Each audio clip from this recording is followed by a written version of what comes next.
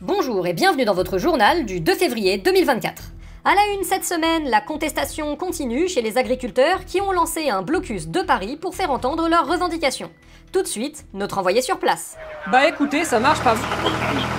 Pour tenter de capter la colère agricole, le président des Républicains Éric Ciotti a tenté de se rendre sur les lieux. Mes chers amis, je vous ai compris. Ce même Éric Ciotti a d'ailleurs proposé un salaire minimum de 1 500 € pour les agriculteurs vivant sous le seuil de pauvreté. Éric Ciotti, vous y croyez vraiment? Évidemment, il faut soutenir la filière agricole. Pourtant, votre parti a voté contre l'augmentation du SMIC en début de législature. C'est pas contradictoire? Ah bah pas du tout, ça c'était un vote. Là je fais une promesse de campagne. Ah oui, c'est pas pareil je suppose. Ben bien sûr, vous savez, tant qu'on gouverne pas, on peut faire les promesses qu'on veut. Dans 2 mois, tout le monde aura oublié que j'ai dit ça, de toute façon. Afin d'éviter le blocus de la capitale par les agriculteurs, le ministre de l'Intérieur, Gérald Darmanin, a demandé à la police d'empêcher ces derniers d'y entrer. Monsieur Darmanin, vous confirmez? Évidemment, nous allons protéger la ville. Donc en gros, vous allez bloquer Paris pour empêcher les agriculteurs de bloquer Paris. Exactement. Vous y aviez pas pensé? Non. International, en Turquie, une attaque contre une église italienne a fait un mort à Istanbul. Monsieur Erdogan, est-ce que vous condamnez cette attaque? Bah oui, bien sûr, mais bon, ça aurait été mieux s'ils avaient attaqué une mosquée, quoi. Niveau récupération politique, disons que c'est un peu faible. Bah pourquoi? Les attaques sur les églises, ça marche bien pourtant. C'est-à-dire que l'islamophobie pour justifier une politique sécuritaire, ça marche peut-être chez vous, mais ici, les islamistes, c'est pour moi qui vote, donc ça marche pas. Du coup, je suis un peu perdu, j'avoue. Écologie, le plus célèbre tableau du monde, la Joconde, a été aspergée de soupe par des militants écologistes. Vraiment, c'est pas bien du tout ce que vous avez fait. C'est irresponsable. Vous desservez votre cause. Mais vous voulez qu'on fasse quoi? Quand on essaye de parler poliment, vous nous écoutez pas. Quand on manifeste, vous nous écoutez pas.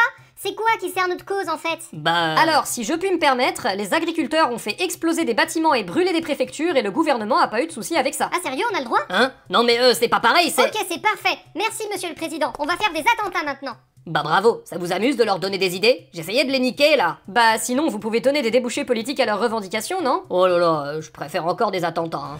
Pour notre entretien du jour, nous retrouvons Arnaud Rousseau, président de la FNSEA, ainsi que Claude, agricultrice. Arnaud Rousseau, Claude, bonjour. Bonjour. La mobilisation des agriculteurs a lancé le siège de Paris et à ce stade, les annonces du gouvernement ne vous ont pas satisfaites. Quelles sont vos revendications exactement? Ben en fait, nous, on aimerait pouvoir vivre dignement de notre travail sans être... Les normes. C'est les normes le problème. Les normes, c'est-à-dire? Ben en fait, on se retrouve face à la concurrence déloyale de pays qui ont beaucoup moins de contraintes que nous et qui travaillent avec des pesticides qui sont interdits en France. Et du coup... Oui, les pesticides. Faut autoriser les pesticides. Monsieur Rousseau, est-ce que vous êtes sûr que votre revendication cadre bien avec la mobilisation des agriculteurs? Mais c'est bon, c'est le business. L'objectif de la mobilisation, pour nous, c'est de mettre un maximum de pesticides et d'OGM pour booster la production. Et ça réglera tous les problèmes. C'est-à-dire que nous, on n'a pas spécialement envie de choper des cancers à cause de produits chimiques, donc... Tu veux des pesticides. Je veux des pesticides. Vous voyez, elle veut des pesticides. Vous avez l'air assez sûr de vous en tout cas. C'est le business, on vous dit. Là, le gouvernement flippe de se prendre un nouveau mouvement des Gilets jaunes, donc on va en profiter pour démonter toutes les normes et revenir à l'ancien système. Mais votre objectif, c'est bien l'amélioration des conditions de vie des agriculteurs. Bien sûr, évidemment que c'est pour les connards, les travailleurs méritants. C'est pour ça qu'on compte sur une grosse mobilisation des chieurs des agriculteurs pour pouvoir imposer nos conditions. Mais enfin, si vous en profitez juste pour casser toutes les normes, le modèle sera pas soutenable sur le long terme, donc la crise suivante sera encore pire. Vous en êtes conscient, non? Elle arrivera quand, la crise suivante? Dans 20 ans? Oui,